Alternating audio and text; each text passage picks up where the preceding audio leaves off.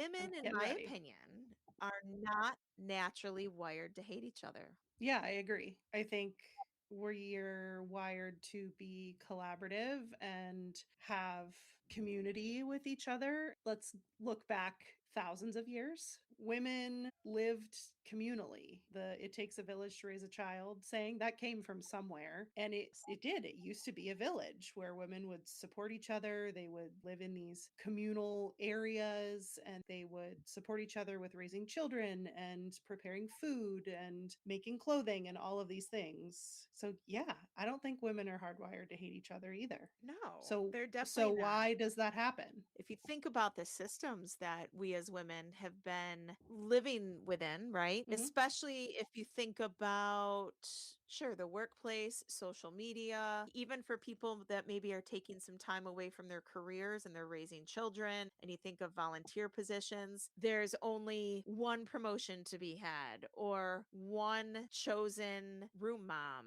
or for the classroom, or Mhm. one woman that the boss listens to. And so my hot take is that those sorts of realities for the system that we're surviving within, it naturally causes survival instincts to kick in. So I don't think it's Yeah. female nature. I actually think it's situational conditioning. Yeah, I would agree. When we started this podcast, one of the things that we talked about was how we wanted to cover behaviors that women impose upon themselves and also behaviors that are imposed on us by Right. people around us, by the systems that we live in. So this is one of those episodes that's going to be about a behavior that, not to say that women don't impose it on themselves to a point, but I think the origination comes from outside of ourselves. I don't think we're fully aware of the impact that it has and how it has transformed our behavior over time. I think that's something that, as the systems have continued to put women in these situations where the promotion goes to one person, and of a leadership team of, say, 6 people, maybe only one of them or 2 of them are women, where you've got men vying for all 6 spots, you've got women vying for 1 or 2. And you know what? You tag on top of that, every family, I don't care who you are, every family has some sort of dysfunction, right? Sure. But when you grow up in any level of dysfunction, let alone extreme dysfunction, like I did, you learn really early on that love or attention or safety or approval, all of that feels conditional. Conditional When and that limited. happens, yes, I Yeah. love that. Conditional, limited, there's only so much to go around, right? We're trying to understand why we as women struggle in this area of what's this whole mean girl thing? Well, we can't spend a lifetime, whether it be through societal systems or dysfunction or in families or even in school or personal dynamics, any sort of situations where women are being told or shown through action that there's limited space, but then we're shocked when we start side-eyeing each other in the break room or whatever. We can't Yeah, be shocked. exactly. No, we can't. It's a topic that I think we both have experienced personally. We've experienced competition and the scarcity mentality that comes along with everything that Elizabeth just talked about. And this is a topic that may be a little uncomfortable because you hear a lot about, oh, women should support women. And yes, absolutely. But that's not always the truth. Most NDAs keep people quiet. Ours does the opposite. Around here, NDA means no dicks allowed. Not men, the behaviors that keep women small This is the podcast for women who are done shrinking. and ready to rise. I'm Amanda Kachurka. And I'm Elizabeth Sapola. Welcome to NDA.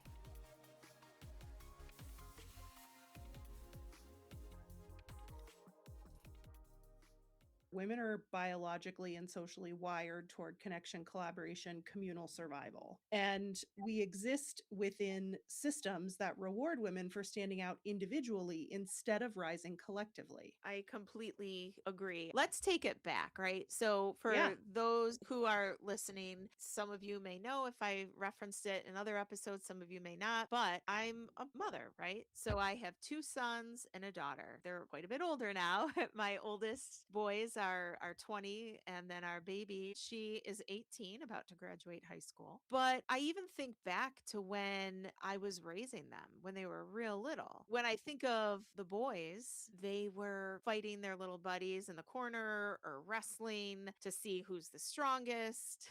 And then my daughter with her friends, they were developing a little dance routine together. We, as women, I do believe we tend to genuinely ask for and want input and ideas. That is something that is definitely within us as natural collaborators. But then as we grow, and as we all know, there are plenty more spaces in the world in leadership and visible roles for Yes. men than there are for women. And so it forces this dynamic of women who are striving to be seen and heard in these different environments. And it doesn't always come naturally for them to bring other women with them, because it's like, well, I had to fight really hard to get here. So once I get Yes. here, I've got to really sink my nails into it and make sure it doesn't go anywhere. And I definitely can't bring somebody else, because what if they like her better than they like me? And then I'm out again. Oh, So it's yeah. created Because this scarcity. yeah, and that whole scarcity mindset. What is scarcity? It's survival mode. That's what it is. To break out of it, we basically have to reprogram in a way our nervous system that is Hmm. conditioned to be in survival mode. And that scarcity mindset you just mentioned, it's not as easy as, oh, just switch your mindset. It's literally our operating system. And especially those who grew up in chaos, what happens? You become that adult woman that's listening to our podcast right now who's wondering why. Why is it another woman's success makes me really anxious, even if I genuinely like her,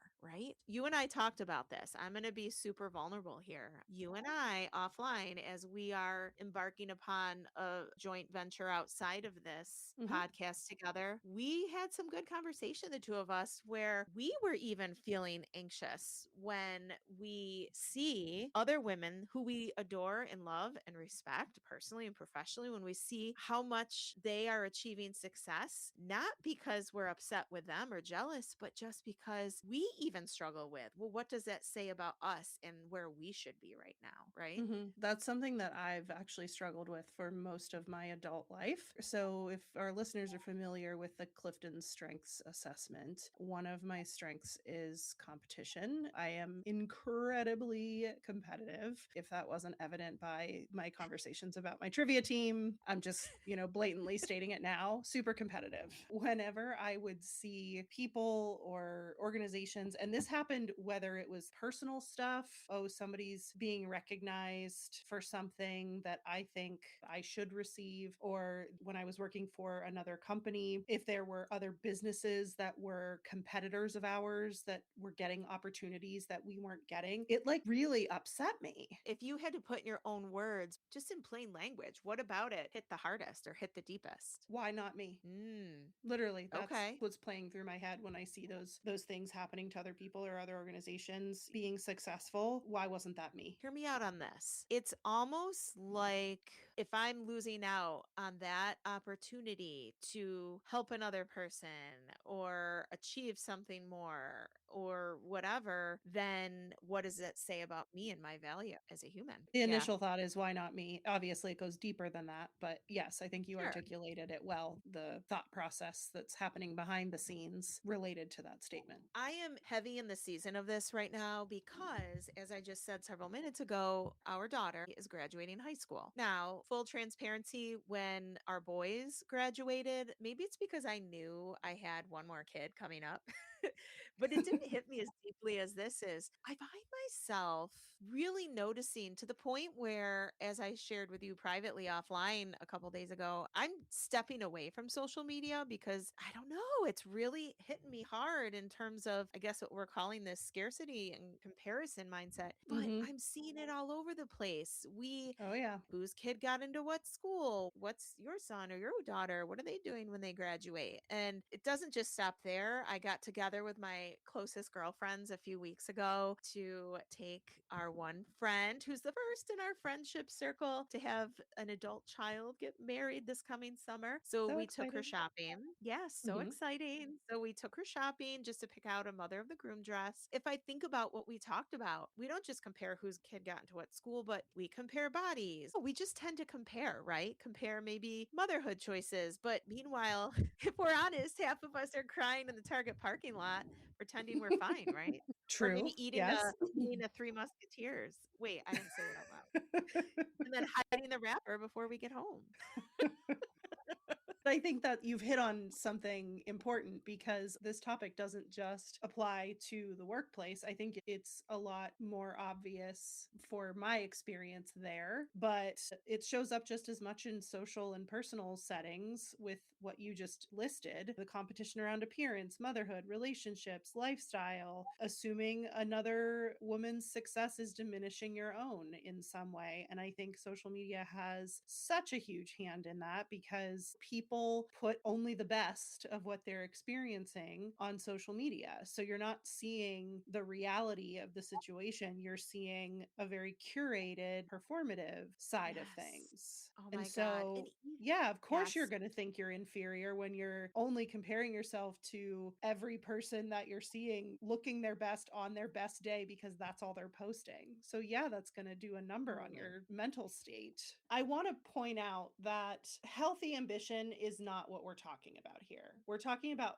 No. fear-based comparison, not healthy Yes. ambitions. There's definitely a difference between the two. In your experience, when Sure. does that healthy ambition start to toe over the line into fear-based comparison? That transition, is that something you've ever been aware of? Comparison, when you think about it, it's actually a nervous system response Mhm. before it's a deeper, let's call it, I don't know, character issue. I can't think of another way to describe it. Mhm. So you just mentioned you're asking about fear based. Well, sometimes, yeah, another woman shines and your body will immediately interpret it as danger. And it's not because you're an evil, awful, wretched woman who doesn't want No. another woman to succeed. It's because somewhere along the line, your brain learned if she wins, then maybe I'll disappear. So I'd Mhm. say that's the line. You and I shared with our listeners several minutes ago how you and I had an offline conversation as we're doing our other venture, some of the things we were noticing within ourselves and some of the angst that was coming up. Well, I'd say a good rule of thumb for our listeners is just to really notice it, Mhm. notice that feeling, notice where you're carrying that feeling in your body, and then Yep. ask yourself, what fear is this triggering in terms of why I'm afraid I might disappear or not be as Mhm. important or special or the chosen one just because she wins? And Yeah. just really getting curious. You know, we talk all the time on this podcast about getting curious. That's my response to your question. Yeah, I like that. And this is something that I've started to become more aware of too, because ultimately I was getting to a point where I wasn't even celebrating my own wins anymore because I was Yes. so focused on, okay, yeah, I accomplished this thing, but there's somebody else that just got this award or was recognized this way, or this company just won this huge project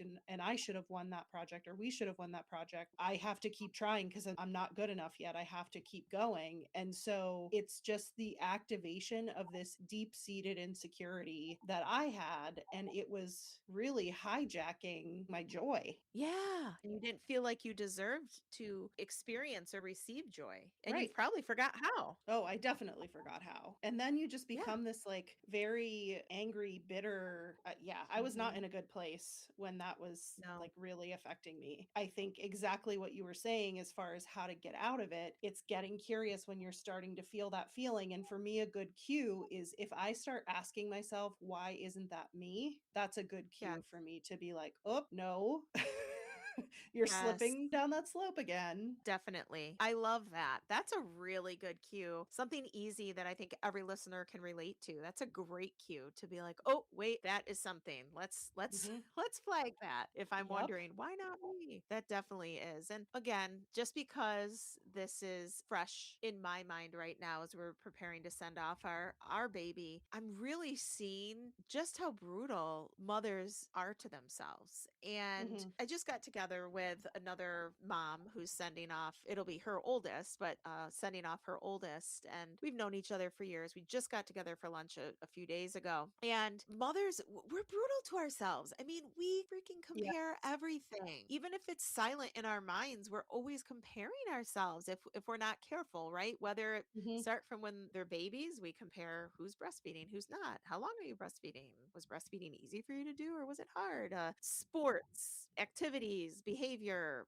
screen time. I don't know. But no matter what it is, I want our listeners who are moms or thinking about becoming mothers, I want you to know that I can officially tell younger moms, and I wish I could have had this wisdom when I was a new mom. None of us know what the hell we're doing. And the women who actually look the most put together are usually just one group text away from a nervous breakdown. So we Yeah. need to show up for each other. I think the best gift we can give to each other is showing up as our real selves because women Mhm. absolutely hurt other women sometimes. I've experienced it. Anyone who's a woman has experienced it. And if I'm being honest, anyone who's a woman has probably done it unintentionally to other women, or maybe sometimes Sure. intentionally also. Yeah. But the most female competition in my eyes, it's like that wounded survival behavior that masquerades as confidence. And Yes. I feel like a lot of women, and I even think back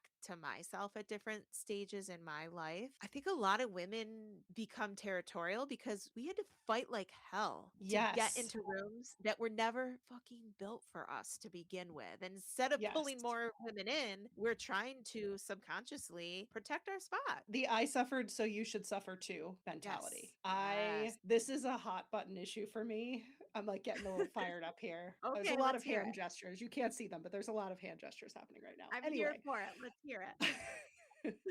This is actually something that I had a leader who I really got to know and respect earlier on in my career. Not quite this plainly, but this is something she kind of said to me. I was feeling a little bit frustrated because there was this committee within an organization that I was part of that I wasn't asked to be on. I threw my hat in the ring to be considered and wasn't, and I was just feeling really rejected. Right. And so I knew that she was on this committee and I was talking to her about it. And she made a comment that was like, well, it took me a really long time to get where I am, and I had to pay my dues. That's always the phrase. I really had to pay my Yes. dues to Yes. get to this point, and you're just starting out in your career. So Mm. why would you expect the same things essentially? And I was like, wait, what?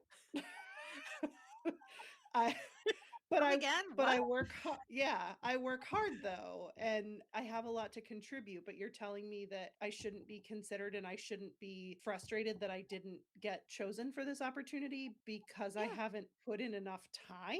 If the mindset is always, oh, you've got to pay your dues, you've got to put in the time until you get to a point where you'll be taken seriously. Think of how much perspective and how much diversity we're missing out on by not inviting some of those younger folks or less experienced folks to the table. That was the thing that really stuck with me when this woman made that comment, that I was like, but okay, sure, yes, I don't have the same experience you do. I don't have as much experience as you do, but I still have valuable experience and perspective to bring. So Yeah. would it have been that hard for her to bring me along and say, hey, this is a different perspective than what we've got? These are some new ideas that we should be thinking about. And I think that gets us, when we don't do that, it puts us into these really stale places where everything's always done the same because you've only got one type of perspective around the table.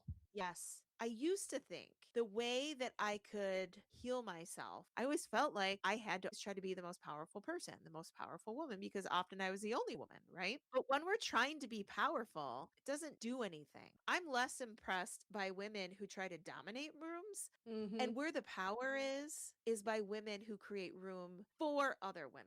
Someone else's power, it doesn't eliminate the possibility that someone else in that room is powerful too. My light is not evidence of someone else's lack of light, right? Correct. I like that a lot, actually. I think what you said earlier about it coming back to a threatened nervous system, AKA a perceived threat to your safety, which is what's activating your nervous system, that doesn't want collaboration because that's basic human instinct is to protect self first. Yeah. So Yeah. when you're feeling that scarcity, when you're feeling that threat, you're wanting to close in and protect yourself. And especially for women with various layers of histories of experiencing any form of trauma, there's often deep conditioning around our worthiness and our desirability or approval or if we're being chosen. And that creates this unconscious sense of competition that we don't even realize we're carrying because when you think about it, when I see women fighting other women at any point in time, we're not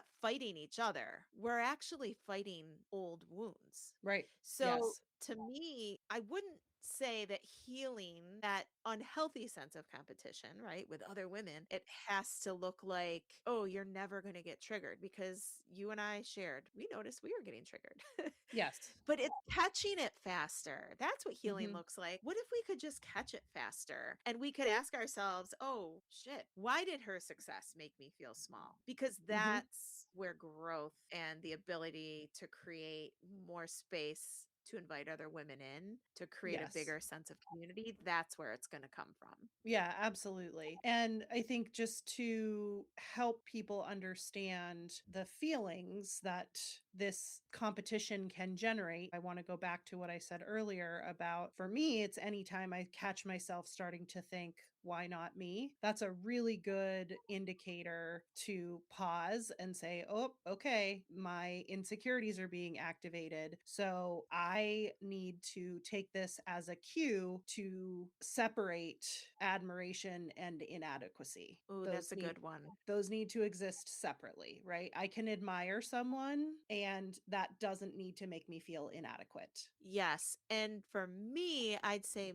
mine is, let's just call it internal thought spiral that I can go down is why are they further ahead than me? I don't want to be Mhm. behind. I should be further ahead. So that's mine. I guess if I were being honest with myself, it's almost like my nervous system is constantly looking for evidence Mhm. that I'm failing somehow. Gotcha. Yeah. Okay. So Yeah. it comes back to those pause moments that we talk about so frequently. And when you're starting to recognize that something's feeling off, it's a good cue to just take a pause and check in with yourself. And I think the point that Elizabeth made earlier about noticing where you're holding that tension in your body. Did your shoulders come up? Are you clenching your teeth? Are you balling your hands into fists? That looks different for everybody, but just taking stock of, okay, where am I feeling this tension in my body? I'm starting to feel these not so great feelings. So, am I noticing the physical effects of that too? And then using that as an opportunity to get curious and ask yourself some questions about why am I feeling this way? Where is this coming from? And rerouting that celebration for whatever situation is happening to someone else or for someone else and not equating that to a failure in yourself. Yes, building on what you just said, when you catch yourself feeling that comparison with another woman and maybe thinking, why not me? Or what you said, Amanda, or thoughts that I struggle with. Am I falling behind? Try not to label yourself of, oh, I'm being such a bitch, or I can't believe I'm being jealous. Don't be hard on yourself and don't be Right. ashamed. Get Mhm. curious. Yes, we prefer curiosity over shame here at NDA. Yes, we do. And you know what else we prefer? Just creating space where women can stop performing against each other and just start telling the truth. And the best way to do that is by being vulnerable yourself with the women in Mhm. your life. Yes, I don't want to be the only woman at the table. How about we put two tables together so the table's bigger, exactly. Yes, do that. right? That's a thing we should do for sure. Yes. So the goal here is celebration, appreciation, admiration, call it what you will, without default defensiveness. That's what we're working toward. Yes.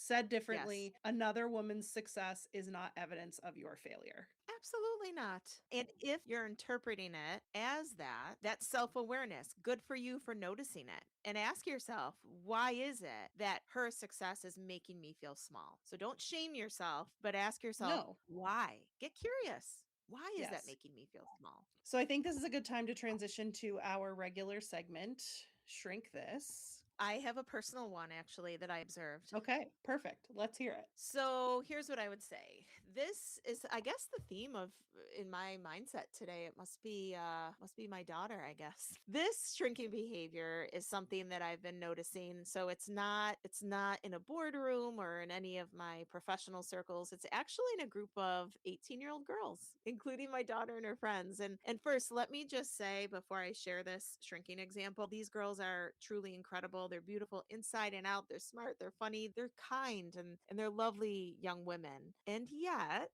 what I've been noticing and observing and listening in on, I'm not trying to be a creeper or nosy, but they just chat when they're hanging together and I'm around, are conversations about being single. And it's been really fascinating to me because I keep hearing things like, I don't know, them feeling behind or badly because they don't have a boyfriend, or maybe hesitating to post a fun picture on their social media because they're single and they don't want to Mhm. look stupid or be Mm. judged by other people who see their post. So basically, this shrinking behavior I'm talking about is, what are they doing? They're questioning their worth, not directly, but subtly, as if it's almost like if being chosen by a guy somehow validates their value. And sometimes maybe putting themselves out there in ways that don't really feel like them, just to get attention or validation. And as I was listening, I keep thinking to myself, because this is top of mind due to our podcast and this segment we do every week. This is shrinkage, because somewhere along the way,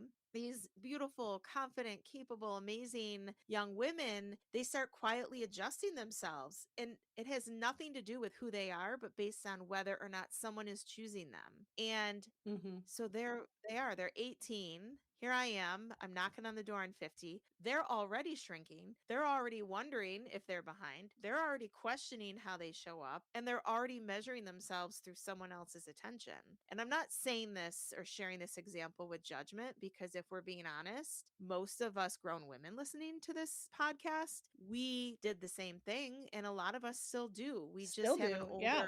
we have an older version of it, and our storyline changed, like what you and I were saying. Am I Mhm. successful enough? Maybe for some of our listeners, am I married? Do I have children? Do Mhm. I look like I have it together in this perfectly curated post that I'm sharing? Will people think something's wrong with me? So different stage, same shrinkage. And what I Yeah. wish every young woman knew is, being single, it's not a reflection of your worth.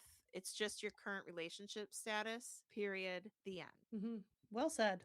I definitely can relate to that. Mine's actually in a sort of similar vein. So I have recently been on a bit of a get healthier journey. So I've been working with a dietitian and trying to Nice. make sure that I'm fueling my body properly. And since you and I have stepped out on our own venture, I've had a lot easier time fitting workouts into my schedule. So I've been working out like 6 to 7 days a week, which is great because I'm feeling so much better. And Awesome. it's interesting because I've noticed a lot of people around me, my friends, people I follow on social media, are in a similar space where they're doing a lot of the same things. And you see a lot of photos from the gym and photos before and after photos. And I have a pretty long and winding history of issues with my weight and issues with my relationship with food and my relationship with moving my body, so that Right. I've done extensive work on in therapy. And those thoughts creep in regularly for me. And just the other day I saw, somebody that I follow on social media posting a picture of themselves from the gym and talking about how much weight they'd lost, and I'm sitting here thinking like, well, I don't weigh myself for a lot of reasons, most of them Right. tied to mental health. So I don't think I've lost that much weight though. I know I've lost some, but just like minimizing my successes and my accomplishments because I was seeing somebody else's successes and accomplishments being paraded in front of my face. And Yes. I did in that moment, I caught myself slipping and I was like, wait a minute, no, you should be proud of yourself for this, that you've made the changes that you have, that you're seeing the results that you're seeing. Just because they're not the same as somebody else's results doesn't make them invalid. And Preach. so Yes. it Yes. does. It sneaks in. It's real crafty. It's Moira piping up It again. is Moira. But that's just it, right? It ties back to the insecurities, and your insecurities have a voice, and in my case, their voice is Moira. It's a constant effort for me to be aware of those things, but I caught myself in that just the other day. And so I'm standing here saying I'm proud of what I've accomplished, and I'm also proud of what my friend has accomplished. That's amazing. I know that Yes. journey easy, no matter how or when you do it. So I'm happy for both of us. That's beautiful. And you're giving Yeah, yourself permission to be happy for both of you. exactly. Yep. Gorgeous. Just to kind of wrap up today's topic, like every episode, the whole purpose of this is to just bring awareness, never judgment, never criticism, never shame, always just bringing awareness to the behaviors and asking you to pause and reflect on why you're feeling a certain way. Because when you bring that awareness, that creates Space for choice. when you have the ability to choose, you have the ability to create change. And that's what we're all Yes, about here. it is what we're all about. Thank you for listening. We appreciate it. Make sure you subscribe so you never miss a future episode, which are released weekly. We are on Spotify, Apple Podcasts, Amazon Music, wherever you get your podcasts. You can also find us on Instagram at NDA_pod. If you have shrinking behavior you would love to share with us, we would love to hear it. Happy to anonymize your shrinking behavior that you share. We're not going to put you on blast or anything. We definitely want to hear from you, hear your shrinking behaviors, and so we can create this community of support and learning. That's what this is all about. So please send those our way. And please, this week, we challenge you to make a longer table Make a and longer create table. space and put yourself out there to be a little bit more vulnerable, even just a little bit than what you normally would be. Yes, love it.